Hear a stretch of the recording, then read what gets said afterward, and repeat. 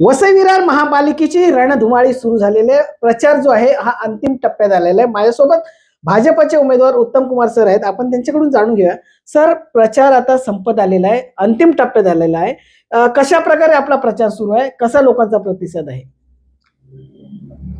हम जिधर प्रचार के लिए जाते हैं पूरा लोगों में एक उत्साह का वातावरण है और लोग इंतजार कर रहे हैं 15 तारीख का चुनाव का दिन का इंतजार में कि भारतीय जनता पार्टी को सत्ता में लाने के लिए वोटिंग करने को, क्योंकि लोगों ने मन बना लिया है। जैसे आमदार का चुनाव में लोगों ने भारतीय जनता पार्टी को वोटिंग किया, उससे भी 3 गुना ज्यादा जोश में है लोग कि भारतीय जनता पार्टी महापालिका में सत्ता में आएगा तो ही ये जो विकास काम है केंद्र सरकार का, राज्य सरकार का, वो महापालिका का थ्रू अपना लोगों तक पहुंचाने के लिए सत्ता आना चाहिए। ये लोगों ने मन में ठान लिया कि बीजेपी को वोटिंग करने को। आपने जब कोरोना था तभी कोरोना काल में आपने बहुत लोगों की सेवा की है। इसका कुछ आपको इस इलेक्शन में कुछ फायदा हो सकता है क्या? क्या कहेंगे इस बारे में? सच में ऐसा इलेक्शन का फायदा सोच के हमने नहीं किया। हमारा जो भारतीय जनता पार्टी का नारा ऐसा है कि सेवा ही संगठन है, सेवा करना अपना अपन धर्म मानते।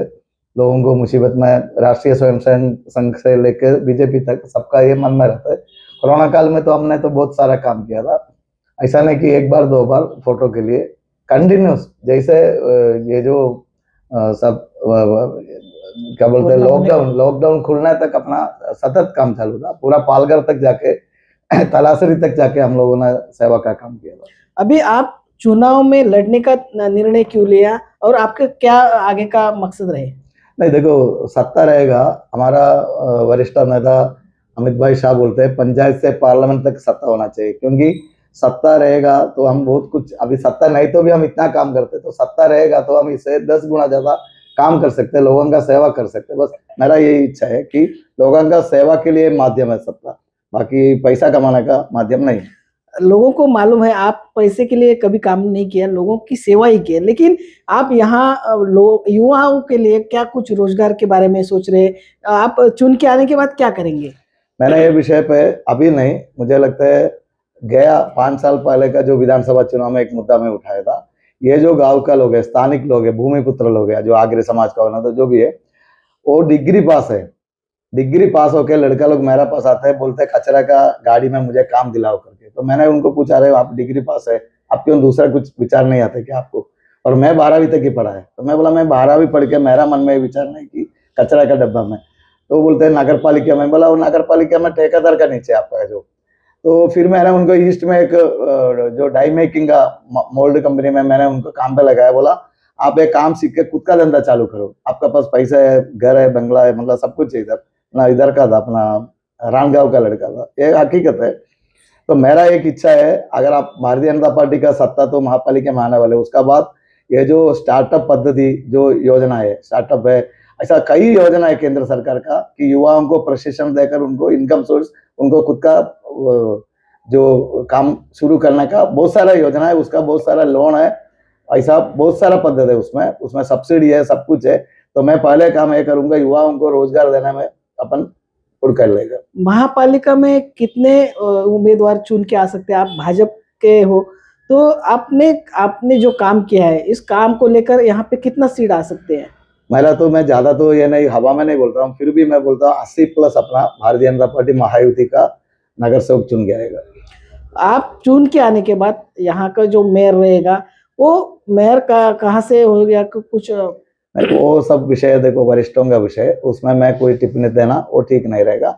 लेकिन 101% भारतीय जनता पार्टी जीत रहे, भारतीय जनता पार्टी का महापौर बैठेगा और वसई का पूरा विकास का गंगा घाट पर आएगा, पूरा विकास का बहुत बड़ा काम होगा। यहाँ पे पूरे बारिश में यहाँ सबके घर में पानी जाता है, लोगों को यहाँ पे बिजली की समस्या, बहुत सारी समस्या है। इसके ऊपर आप लोग कैसा काम करने वाले हैं? देखो हम जिधर बैठा ना, इधर ये बार कम से कम 3 फीट पानी है। मेरा बहुत नुकसान भी हो गया, मेरा डॉक्यूमेंट्स पूरा डूब गया, मेरा एसएससी का जो सब क्या बोलते हैं, ये सब कुछ मेरा डॉक्यूमेंट्स गया। तो एक्चुअली उसका कारण क्या मालूम है? ये जो नाला सफाई का नाम पर ये जो लोगों ने करोड़ों का चूना लगाते हैं, अभी आप सामने निकाल के देखो, ये जो गटर है ये ग्राम पंचायत का टाइम का है, उसका अंदर पूरा कीचड़ जमा है। तो चैम्बर खोलते कोड़ा काला मट्टी निकाल के बाहर रखते हैं, जो दोनों 2 चैम्बर का बीच में जो है उधर ही पड़ा है, पानी जाने का कोई सुविधा इधर नहीं है। मैंने एक बार मतलब 6-7 साल पहले मैंने पूरा वसई तालुका का सर्वे किया था, तभी गावी साहब के साथ में मैं तभी का आयुक्त को दिया था, ये पूरा रिपोर्ट दिया था कि सब जगह पे नाला सफाई खाली कागज पे नाला सफाई नहीं होता है, ये हकीकत है। आप चुन के आने के बाद पहला काम कौन सा करेंगे? मैं बोला ना, युवाओं का जो रोजगार का विषय पे हमने केंद्र सरकार को मिलके, और दूसरा अभी जो सुरेश गोपी पर्यटन मंत्री आया था, तो वसई तालुका बोला तो एक मिनी गोवा मिनी केरला जैसा जगह है। इधर बहुत सारा टूरिज्म का ये जो है तो क्या बोलते हैं उसको, काम इधर अच्छा तरक्की होएगा टूरिज्म का विषय पे। तो सुरेश गोपी को मैं मंच पे ही बोला, यहाँ पे जो निर्मल का शंकराचार्य का पादस्पर्श पुण्य है, वो डॉक्टर केशव बलराम हेडगेवार निर्मल में आके गया, अपना जीवदानी मंदिर है, समुद्र किनारा है, और निर्मल चर्च है। मतलब बहुत सारा जो टूरिज्म का विषय पे बहुत सारा इधर डेवलपमेंट हो सकते हैं, युवाओं को महिलाओं को रोजगार मिल सकते हैं, और वसई तालुका एकदम तरक्की कर सकते हैं टूरिज्म का पीछे। या ठिकाणी वसई तालुक्याला पर्यटन घोषित करून या ठिकाणी पर्यटन कसं वाढेल आणि युवकांना रोजगार कसा मिळेल हे आम्ही आमची सत्तेत आल्यानंतर करून दाखवू असा विश्वास उत्तम कुमार यांनी केले आहे. स्नेहा विश्वकर्मासह विजय देसाई, न्यूज 18 मराठी, वसई.